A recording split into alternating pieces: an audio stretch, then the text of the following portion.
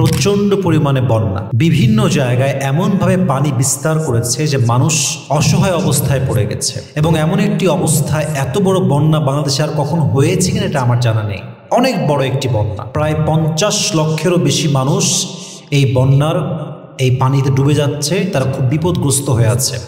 আমরা মুসলিম হিসেবে প্রথমে দোয়া করলে আমাদের সবাইকে বালা মুসিবত থেকে হেফাজত করবো। আমরা সকলেই মন খুলে পড়ছি আমিন। তবে আমার কাছে সবচেয়ে বেশি ভালো লেগেছে যে আমাদের দেশের ছাত্র জনতা, আমাদের দেশের যুবক ভাইয়েরা, আমাদের দেশের মানুষ, প্রবাসের মানুষ দেশকে যে কত ভালোবাসে, এই বন্যার পরে এটা আরেকবার প্রমাণিত হয়ে গেছে যুবক ভাইরা, ঠিক কিনা বলেন?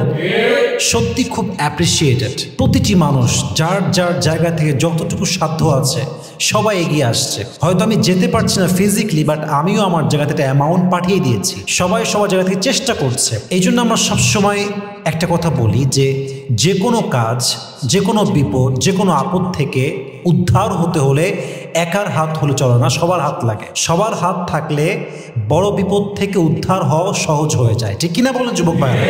দেখেন আজকে বিভিন্ন সংস্থার মাশাআল্লাহ এগিয়ে আসছে, বিভিন্ন ফাউন্ডেশন এগিয়ে আসছে, সরকার এগিয়ে আসছে, সেনাবাহিনী এগিয়ে আসছে, বিজিবি এগিয়ে আসছে। তো এভাবে যদি সবাই এগিয়ে আসে, র্যাবরা এগিয়ে আসে, দেশের প্রত্যেকটি জনগণ যদি প্রত্যেকটা আপদে বিপদে একে অপরের জন্য এগিয়ে আসে, দেশের যে কোনো দুর্যোগ, যে কোনো মুসিবত, যে কোনো বালা আমরা হেফাজত করতে এবং সেটাকে প্রতিহত করতে প্রস্তুত থাকবো, ঠিক কিনা বলেন যুবক ভাইরা? আমরা মোকাবেলা করতে সক্ষম হব ইনশাআল্লাহ। এজন্য আমার মেসেজ হচ্ছে এটা সাময়িক একটা দুর্যোগ।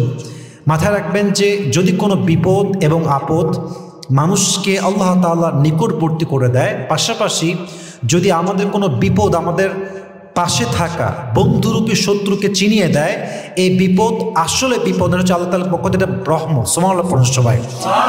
আমি বিশ্বাস করি এই বন্যার মধ্যে আমরা শত্রুকে চিনতে পেরেছি, কারা আমাদের শত্রু, কিন্তু বন্ধুর রূপ ধারণ করে আছে।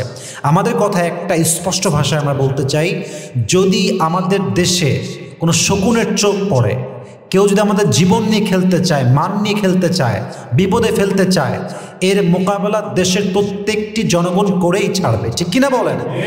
পাশাপাশি স্পেশালি আমি আস-সুন্নাহ ফাউন্ডেশনকে থ্যাঙ্কস দিতে চাই। তারা সত্যি খুবই অসাধারণ কাজ করেছে।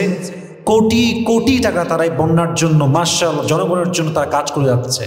এবং আমি শুনলাম গতকালকে জাস্ট একদিনে আস-সুন্নাহ ফাউন্ডেশনে প্রায় 3 লক্ষ মানুষের ট্রানজ্যাকশন হয়েছে।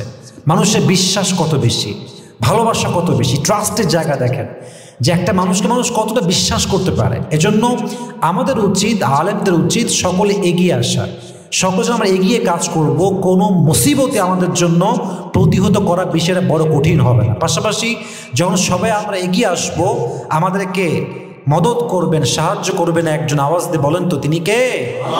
পাশাপাশি যারা ফেনীতে আছেন সবাইকে আমি আবদার করব, অনুরোধ করব, রিকোয়েস্ট করব, সকলে আপনাদের নিকটবর্তী যেই মাদ্রাসা আছে, মসজিদ আছে, বড় বিল্ডিং বাসা আছে, অবশ্যই উঁচু জায়গা অবস্থান নেবেন। এবং সবচেয়ে বড় আফসোস লাগছে, এত অসহায় অবস্থা চলছে দেশের ভিতরে, ফেনী সহ কুমিল্লা সহ এই রোডগুলো ডুবে গেছে, শহর তলিয়ে গেছে।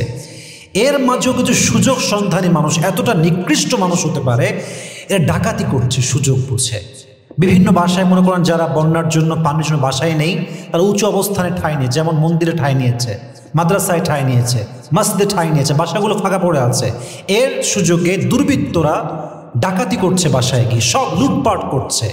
এর চাইতে জঘন্য কাজ আর কি হতে পারে? আস্তাগফিরুল্লাহ, মাআদাল্লাহ, নাউযুবিল্লাহি মিন যালিক।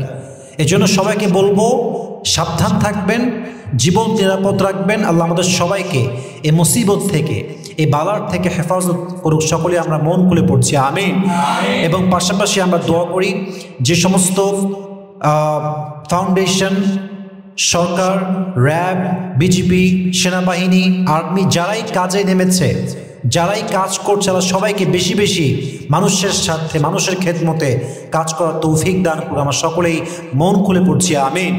এবং বিশেষ করে যেই মাগুলো গর্ভবতী আছেন, তাদেরকে হেফাজত করতে হবে। পাশাপাশি যে বাচ্চাগুলো আছে যা সাঁতার একদমই করতে পারে না, সাঁতার একদম শেখে নাই, সে বয়সী আসে নাই, এদেরকে সর্বোচ্চ প্রায়োরিটি দিয়ে হেলিকপ্টার দিয়ে হোক, স্পিড বোট দিয়ে হোক, নৌকা দিয়ে হোক, সর্বোচ্চ আমাদেরকে সাবধানতার সঙ্গে তাদের জীবনকে আমাদের রক্ষা করতে হবে। আমরা রাজি আছি তো ইনশাআল্লাহ?